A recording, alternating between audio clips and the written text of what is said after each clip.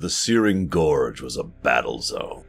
Oh, no, not between Hellscream and the Alliance, but between Dark Iron and also Dark Iron. Here the Thorium Brotherhood, a mostly neutral company of Dark Irons, had staked their claims, retaining control of much of the surrounding region and its tremendous wealth of thorium and crystals. The Twilight Dark Irons, for their part, saw all these resources as their own, and were in direct competition for the abundance of the Gorge. With champion aid and thorium guidance, the fire elemental overlords were banished, and the Twilight's slag pit operations were destroyed. With this, the Twilight Dark Irons were effectively cut off from territory and troops sufficient to affect the world stage, leaving them with just their holdings inside the Blackrock mountain itself. And yes, this is happening right about the same time that Colonel Troutman and Etrig were similarly dismantling the Dark Horde in the Burning Steppes just south of here. As some champions charged up into the spire, the remainder descended into the depths.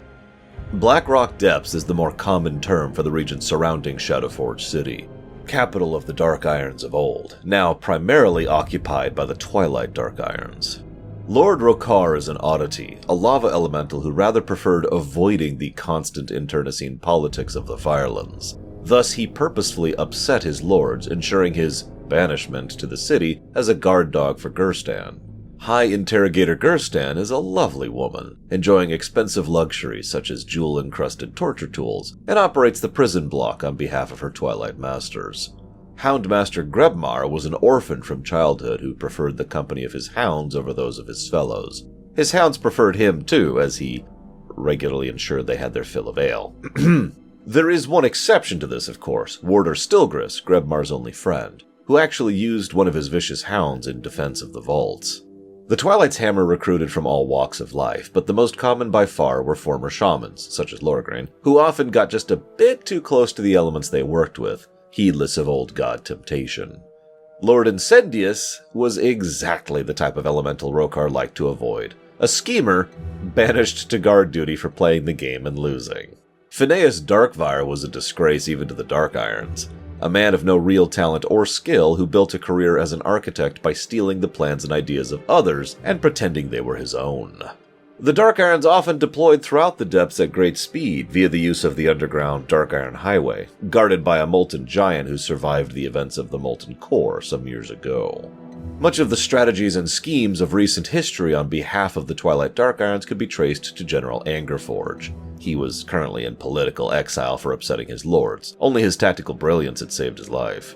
Nearby, the Golem Lord Argylmach had spent much of his lifetime studying how to transfer his soul into one of his golems, to avoid the death he so feared. Hurley Blackbreath is a regular at the Grim Guzzler, a somewhat famous tavern that was one of the precious few sites where non-Dark Irons could be seen to frequent. Run by the leper gnome Plugger Spazrig, who despite everything works continuously to ensure his patrons are happy and taken care of. He even employs a molten golem, a phalanx, just in case things get a bit too rowdy. Ambassador Flamelash is the primary fire elemental overseer for the depths, serving as personal envoy of Ragnaros, and coordinating the dwarves with his fellows. When the original Thaurissan accidentally summoned Ragnaros into the Red Ridge Mountains, he did so with the aid of the Seven, powerful mages in their own right whose souls remain cursed to the depths to serve their fiery masters. The other surviving Molten Giant of the core, Magnus, was assigned by Flamelash as personal bodyguard to the Shadowforge Senate. In times past, the Senate halls were overseen by Emperor Dagran Thaurissan I, Moira's beloved husband and father of her incumbent child. For all his paranoia about assassins, the Emperor had been slayed by adventurers in times past, leading to many of the recent upsets in dwarven politics. But after braving the Spire and the Depths both, the two groups of champions made an odd discovery. Despite the Dark Horde and the Twilight Dark Iron both being effectively broken, there was still activity within the mountain. Further investigations led them down to the Blackrock Caverns, wherein the Twilight's Hammer was crafting and conducting reinforcements towards faraway battles. Within, Finkel Einhorn and Raz Skullcrusher were having issues. Both had been contracted by the Guardians of Hyjal to investigate the Twilight's Hammer and the Flame Elementals in particular, leading to Raz being captured and twisted into an artificial dire orc, held captive by the Ogre Lord Ramog Bonecrusher. With Ramog's defeat, Raz broke free and in a blind rage, rampaged his way through the caverns. Further in, the champions discovered Korla, a former Kirin magus who was experimenting with infusing Twilight energies directly into her servitors to convert them into subservient draconids. These draconids served loyally, toiling with new arms and armor for the cause, including the rare Quicksilver, something tremendously durable, but also quite vulnerable to heat, leaving it worse than worthless. Some years ago, Finkel had been rescued by adventurers from the belly of a corehound named Beast. Beast's mate, Beauty, still resided within the caverns and apparently still carried with her their litter. Finkel insisted they would both have to go. At the end was the former shaman Deseric the Depraved. It has been mentioned, briefly, some time ago, that the Twilight's hammer had skill in something called Ascension. This is the consequence of that skill. Souls wrapped in Twilight power and fully infused with a particular element. An Ascendant is a dangerous and elite force and one of the most powerful minions of the Twilight's hammer. Deseric, now known as Lord Obsidious, the Earth Ascendant, murdered Raz and proved difficult for even the champions to fell. There was no rest for the weary, however, as the Twilight's hammer had unveiled its other trump card, the resurrected Black Dragon Lord, Nefarian. Nefarian was not brought back for his power or his leadership, however, but for his endlessly experimental intellect. The champions would have to brave the Blackwing Descent to put a stop to these crimes against nature and chop off Twilight research for good. The first obstacle they found was actually of Dwarven make, the Omnotron defense system, designed to emulate Titan-forged Watchers, and imbued with arcane, electric, magma, and toxic powers respectively. Thereafter was the lava worm Magma, who, following the trend of lava worms, wasn't so much controlled as it was contained. Nefarian primarily used it as a disposal device. Speaking of, Nefarian just would not stop mocking the champions as they charged through the descent. It's unclear if he was attempting to lower their morale or was simply mad. Or both. I suppose it could be both.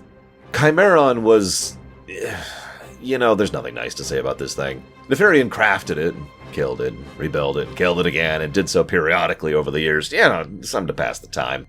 Finkel was captured nearby as well, and thankfully was able to assist the champions, as despite its appearance, the Chimeron really was a terror in combat. Experiment 25463-D, also known as Archimedes, was augmented by Maloriak while still a whelp to develop a dragon with enhanced senses, which actually just blinded the poor thing. Nefarian kept him around, mostly for fun. Maloriak was actually a human once, and a brilliant alchemist who was merged with the corpse of a dragon spawn, which twisted him into, this, and robbed him of much of his intellect in the process. Nefarian literally just keeps him around as a way to vent frustrations, and upon Maloriak's death, he bestowed upon the champions the venerable title of Slayer of Stupid, Incompetent, and Disappointing Minions. Having had quite enough of his antics, the champions at last turned their ire towards Nefarian himself. Having already died once before, he did not show any particular fear in the face of yet another group determined to kill him. Instead, he was ecstatic, as his latest and greatest experiment was unveiled. Onyxia. Oh, not alive, or even resurrected. Rather, he had reanimated her body into a golem, but one that retained her cursed old god power. At this point, they were fighting nothing more than a mindless husk, and with its destruction, Nefarian showed the first real signs of actual frustration. The fight did not turn in his favor, and in the end he died, once again, unfulfilled as always. With this, the Blackrock Mountain was truly finished, and the champions took a long, hard rest before thoughts would turn towards the next calamity.